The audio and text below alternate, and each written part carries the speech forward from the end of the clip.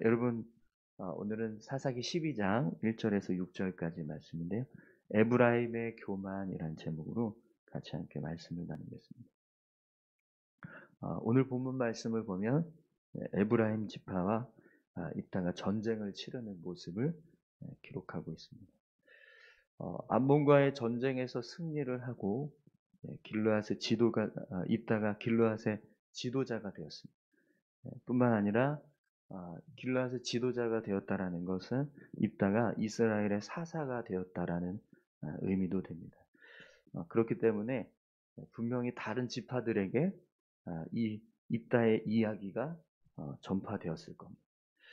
그런데 그 이후에 에브라임 지파가 입다에게 찾아와서 오늘 본문과 같은 그런 행동을 하게 되는데요. 에브라임 지파는 왜 전쟁을 치르는데 우리를 부르지 않았느냐, 이렇게 입다에게 따지고 있습니다. 그러면서 입다가 큰 잘못이라도 한 것처럼 그를 죽이겠다, 이렇게 위협을 하고 있는데요. 여러분 1절 말씀을 한번 보시죠. 에브라임 사람들이 모여 북쪽으로 가서 입다에게 이르되 내가 암몬 자손과 싸우러 건너갈 때에 어찌하여 우리를 불러 너와 함께 가게 하지 아니하였느냐. 우리가 반드시 너와 내 집을 불사르리라 하니. 아멘. 지금 이 에브라임 지파의 주장은요, 억지. 전쟁이 나는데 왜 우리를 부르지 않고 너 먼저 멋대로 나가서 혼자서 싸웠냐, 이렇게 지금 따지고 있는 거거든요. 이렇게 말하는 것 자체가 억지를 부리고 있는 건데요. 더욱이 오늘 본문 말씀을 보면 반드시 너와 내 집을 불사르리라, 이렇게 지금 이야기하는데 여기서 말하는 집은요, 그냥 단순히 에브라임이 살고 있는 집을 얘기하는 게 아니고요, 길르앗 전체를 이야기하는 거예요. 길르앗 사람들 전체를 지금 다 불태우겠다, 이렇게 이야기를 하는 거죠. 그러니까 에브라임이 단순히 그냥 입다에게 찾아와서 불평하는 게 아니라 전쟁, 지금 입다에 속해 있는 길르앗 사람들과 전쟁을 치르기 위해서 왔다라는 거예요. 그래서 이제 오늘 본문에도 보면은 마지막 절에 에브라임 지파 사람들이 4만 2천 명이 죽었다라고 기록을 하는데, 여러분 입다가 살고 있는 가정을 치기 위해서 굳이 4만 2천 명이나 올 수 있겠습니까? 그죠? 4만 2천 명이 모였다라는 건 길르앗과 전쟁을 치르겠다라는 거거든요. 그러면 여러분 왜 이 에브라임 지파가 암몬과의 전쟁에서 승리하고 돌아온 입다를 이렇게 마치 큰 잘못이라도 한 것처럼 이렇게 몰아세우고 있을까요? 우리가 이 모습을 또 보기도 했었죠. 사사기 8장에 보면 기드온이 전쟁에서 승기를 잡고 있을 때 에브라임 지파가 기드온에게 똑같은 이야기를 하면서 따지는 모습을 우리가 보기도 했었는데요. 왜 에브라임 지파가 이렇게 지금 입다에게 이런 행동을 하고 있는지, 그 이유를 오늘 본문은 이렇게 설명하고 있습니다. 4절을 한번 보시죠.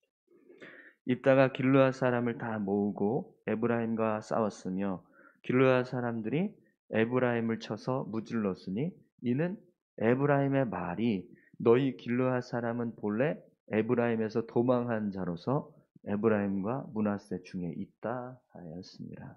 아멘. 에브라임 지파 사람들은요, 이 길르앗 사람들을 도망자로 봤습니다. 우리에게서 도망친 사람들, 이런 지금 표현을 쓰고 있거든요. 그래서 에브라임과 므낫세 중에 있다, 이렇게 이야기했는데, 이 길르앗 사람들이 누구냐면 여호수아 17장에 보면 므낫세의 장자인 마길이 이 길르앗 땅을 이제 분배받아서 거주하게 됩니다. 므낫세 지파에 속한 이 마길이라고 하는 사람이 거주하면서 형성이 된 사람들이 이 길르앗 사람들입니다. 그렇기 때문에 사실은 므낫세 지파입니다. 므낫세 지파는 여러분 누구의 후손이죠? 요셉의 후손이잖아요. 에브라임과 므낫세, 요셉의 자녀들입니다. 그러니까 에브라임하고 므낫세의 형제지간인 그 친족 안에 있는 사람들이 길르앗 사람들이거든요. 그렇기 때문에 이 길르앗 사람들이 사실은 형제인 거예요. 에브라임 지파에게는. 근데 에브라임 지파가 생각하는 길르앗 사람들은 어떤 사람들이냐면 우리에게서 도망친 사람들이에요. 그래서 에브라임과 므낫세에도 속하지 못하고 그냥 사이에 껴있다 이렇게 지금 표현을 하고 있는 거예요. 에브라임 지파가 왜 이렇게 길르앗 사람들을 이런 식으로 생각을 했을까요? 이것은 이스라엘 백성들 사이에서 요단 서편 사람들과 동편 사람들 사이에 있는 이 미묘한 갈등이 맞물려 있어서 그렇습니다. 원래 이스라엘 백성들은 요단 이 서편 땅을 차지하기 위해서 다 요단강을 건너가야 돼요. 하나님께서 가나안 땅을 허락하실 때 이 요단 서편 땅, 요단강을 건너서 서편 땅에 있는 땅들을 분배하도록 그렇게 명령을 하셨었습니다. 그런데 요단 동편 땅에 몇 지파가 남기로 했죠. 그것 때문에 사실은 이스라엘이 큰 하나님 앞에 큰 범죄하는 일을 저지를 수 있는 상황이었어요. 근데 그걸 해결하기 위해서 여호수아가 어떻게 했죠? 이 요단 동편 땅에 남는 사람들은 요단 서편 땅이 점령될 때까지 똑같이 계속 싸워야 된다. 요단강 건너가서 같이 싸우고 끝까지 전쟁이 다 끝난 다음에 돌아와야 된다. 이렇게 해서 문제가 해결이 됐습니다. 그리고 난 후에 또 요단강에 제단을 쌓는 문제 때문에 요단강 서편 사람들이 이 요단강 동편에 있는 사람들을 치기 위해서 전쟁이 일어날 뻔한 상황들이 있었습니다. 그러니까 계속해서 이 요단 서편 사람들과 동편 사람들 사이에 미묘한 갈등이 있다라는 거예요. 예. 서편 사람들은 이 요단강의 동편 땅에 남아 있는 사람들을 향해서 계속해서 이들은 우리와 같이 함께 서편 땅에 넘어와서 이 땅을 점령하는 일에 헌신하지 않은 그런 불만, 원망, 그리고 그들을 무시하고자 하는 그런 마음들이 계속 남아 있었다는 거예요. 네, 그런 마음이 이 서편 사람들 안에 미묘하게 깔려 있었는데 그걸 지금 에브라임 지파가 건드렸다는 거예요. 그래서 에브라임 지파가 길르앗 사람들을 향해서 너희는 우리에게서 도망친 도망자들이다 이렇게 지금 표현을 하고 있는 거예요. 그러면 다른 지파는 이런 이야기를 하지 않아요. 근데 유독 에브라임 지파만 지금 이걸 가지고 계속 딴지를 걸고 있습니다. 기드온 때도 그랬고 입다 때도 지금 똑같은 일을 하고 있거든요. 왜 그럴까요? 여러분 이 에브라임 지파는요 여호수아에 속해 있던 지파예요. 그러다 보니까 이스라엘 12지파 안에서 자신들의 어떤 입지가 계속해서 유지되기를 바라는 마음이 있었다는 거예요. 이스라엘의 지도자였던 여호수아 가나안 땅을 점령하는 일에 가장 공을 세웠던 지도자인 여호수아, 그 여호수아가 속해 있는 지파. 그러니까 이 에브라임 지파에게는요 계속해서 뭔가 이 12지파 안에서의 영향력이 계속 유지되기를 바라는 마음이 있었다라는 거예요. 그런 상황에서 입다라고 하는 사람이 전쟁에서 승리하고 돌아와서 사사가 됐으니 얼마나 배가 아프겠습니까? 그죠? 우리 지파가 나가서 싸워서 승리를 해야 우리가 계속해서 뭔가 지파 안에서 영향력이 있는데 지금 우리는 빼놓고 저 인간이 혼자 나가서 싸워가지고 승리하고 돌아와서 사사가 됐으니 배가 아플 수밖에 없죠. 거기다가 또 사춘지간이잖아요.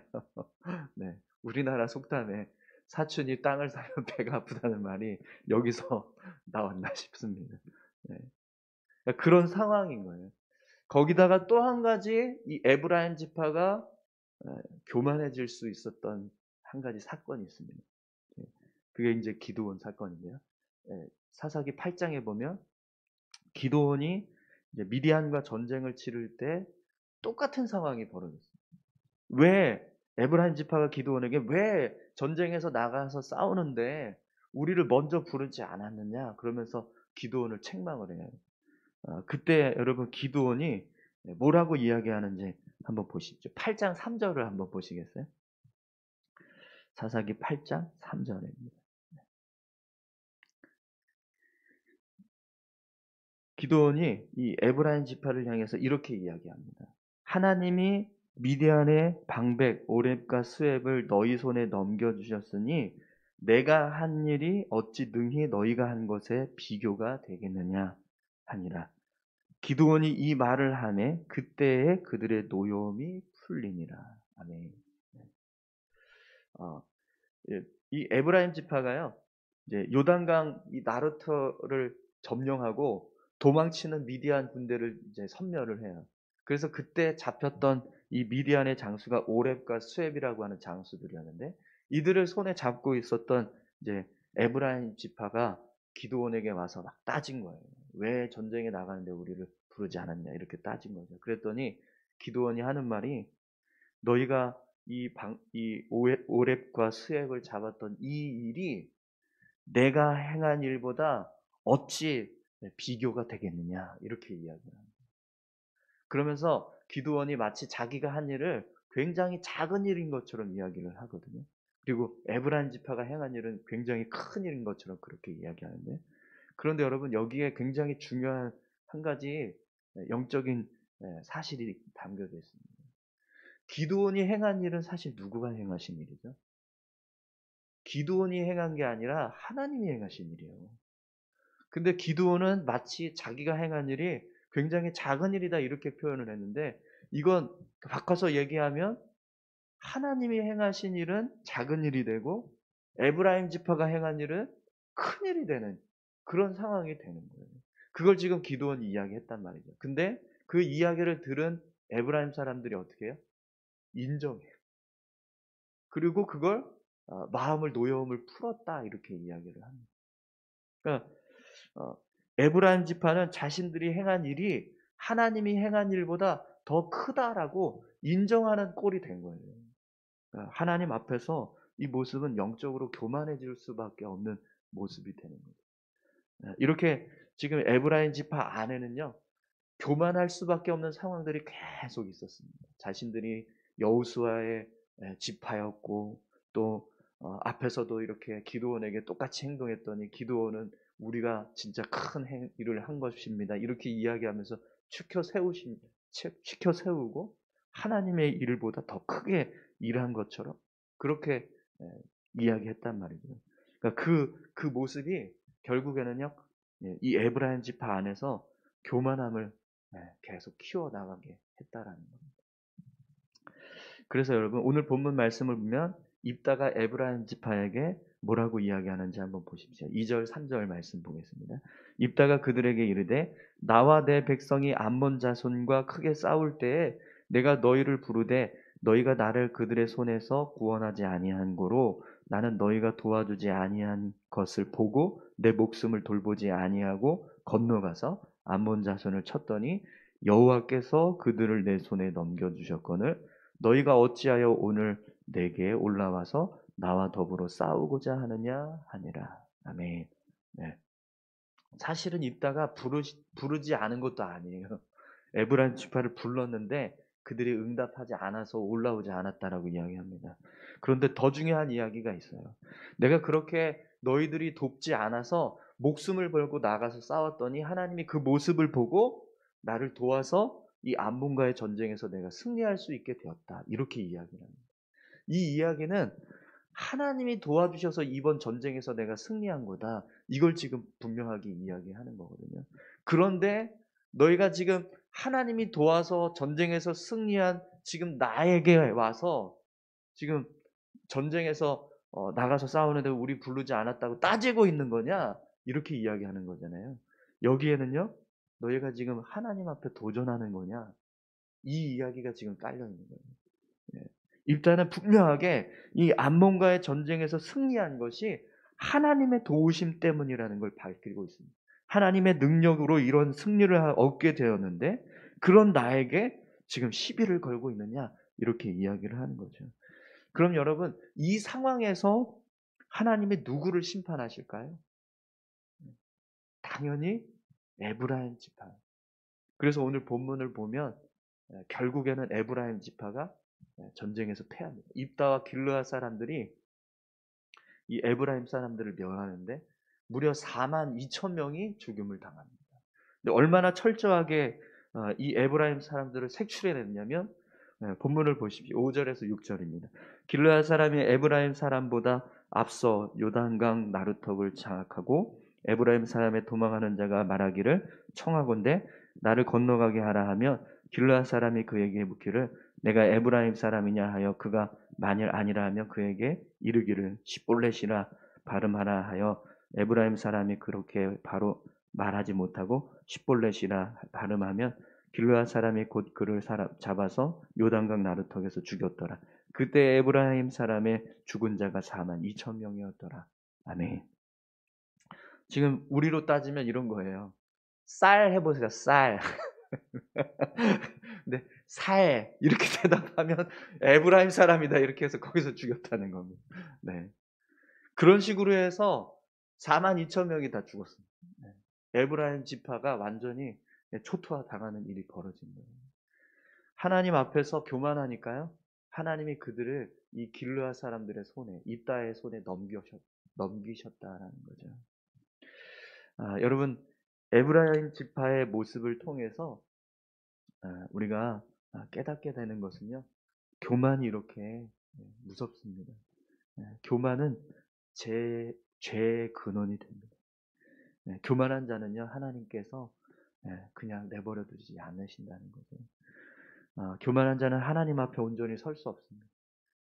에브라임 지파는 하나님이 행하신 승리를 굉장히 작은 것으로 생각하는 그런 하나님의 역사를 무시하는 그런 지파였습니다. 그러니까 하나님께서 그들을 그냥 내버려 두시지 않는 거죠. 또 하나님이 선택한 사사에 대해서 이렇게 계속해서 조롱하고 멸시하는 일을 반복합니다. 그 결과는요, 참혹했어요. 기드온 때는 기드온이 믿음이 없어가지고 그들 앞에서 담대하게 이야기하지 못했어요. 사실은 이게 너희가 지금 이 입다처럼 똑같이 이야기했어야 되는데 그러지 못했습니다. 그래서 에브라임 지파가 기드온 때문입니다 이렇게 변명할 수 있었지만 입다의 상황에서는 그럴 수가 없었어요. 너무나 분명하게 입다는 이 일이 하나님의 능력으로 이루어진 일인데 그걸 가지고 지금 너희가 시비를 거는 거냐 이렇게 분명하게 이야기하니까요. 그 앞에서 에브라임 지파가 아무 말도 할 수가 없는 거죠. 여러분 오늘 저와 여러분들이 늘 겸손하기를 소망합니다. 네, 어떤 상황에서도 여러분 정말 겸손하게 하나님 앞에 서서 하나님이 행하신 일을 정말 제일 가장 귀하고 가장 큰 일로 생각하고 또 그것을 감사하면서 삶을 살아가는 저와 여러분들이 되셨으면 좋겠습니다. 특별히 여러분 누가 잘한 일이 있으면 칭찬해 주세요. 인정하고 칭찬해 주십시오. 에브라임처럼 시기하고 이렇게 멸시하지 마시고 더 칭찬해 주시고 더 기뻐해 주십시오. 그것이 하나님의 사람의 모습입니다. 또 하나님이 행하신 일을 작게 생각하는 것이 아니라 크게 생각하고 또 그것에 감사하는 삶을 살아갈 때 우리가 더 하나님 앞에서 믿음으로 삶을 살아가게 될 줄 믿습니다. 또 하나님이 세운 사람들을 인정해주고 또 그들을 귀하게 여겨주는 모습을 가지고 우리가 살아가셨으면 좋겠습니다. 우리 다 같이 함께 이 시간 기도하실까요? 함께 기도하실 때 교만한 에브라임 지파의 모습을 통해서 우리가 믿음 앞에서 하나님 앞에서 어떻게 살아가야 하는지 겸손한 모습으로 삶을 살아가야 된다는 것을 우리가 깨닫습니다. 하나님 우리가 삶을 살아갈 때 하나님 앞에서 겸손하게 하시고 또 어떤 선한 일들을 이루었던 사람들이 있을 때 우리가 충분히 칭찬할 수 있는 그런 넓은 마음 갖게 해주시고 또 하나님이 행하신 일에 대해서 정말 귀하게 여기고 또 우리 자신을 높이기보다 하나님을 더 높이는 그런 삶을 우리가 살아갈 수 있게 해달라고 같이 함께 기도하셨으면 좋겠습니다. 함께 다 같이 기도하시겠습니다. 하나님 아버지 감사합니다. 입다가 전쟁에서 승리하고 돌아왔을 때 사실은 모든 이스라엘 지파들이 입다의 전쟁 승리를 축하해주고 그를 높여주는 모습이 분명 필요했습니다. 그런데 오늘 본문에 이어지는 이 에브라임 지파의 모습은